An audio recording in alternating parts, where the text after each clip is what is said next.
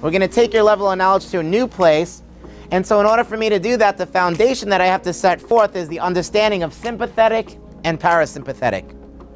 Okay, so sympathetic is also known as your stress response. So when you get stressed mentally, you're activating what's called the sympathetic nerve system.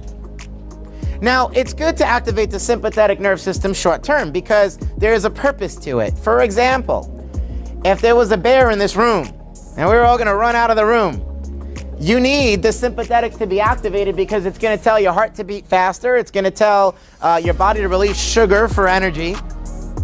And it's going to make sure that your senses are heightened and that you're ready to either fight, which hopefully no one would try to fight a bear in here, or run. And here's the dynamic. That's great.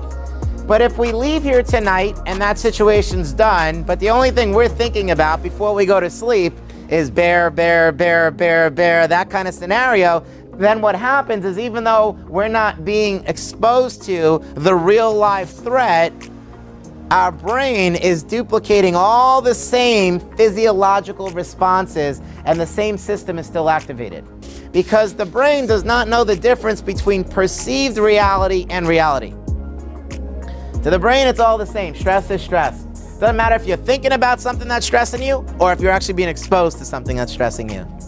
So if you leave here and you're thinking about the things that went wrong in your day, let's say you were exposed to a relationship dynamic with a coworker or a stranger and maybe they were rude to you. And then you leave and you're thinking about that person who's rude and you're in that place of anger or resentment or frustration, that triggers the sympathetic response. Anger, frustration, resentment, fear, worry, all trigger the sympathetic response. Now let me explain to you what happens when this system is being overactivated. What I'm going to tell you is that most people overactivate this system with primarily their thoughts. When this system is overactive, the sympathetic system, the brain says, okay, we need to do whatever we can do to raise blood pressure. So the way that it works is that the sympathetic system tells the heart to beat faster. You see, the sympathetic system also tells one gland above your kidney, they're called the adrenal glands, to secrete a hormone called cortisol. It's also known as your stress hormone, because here's what happens.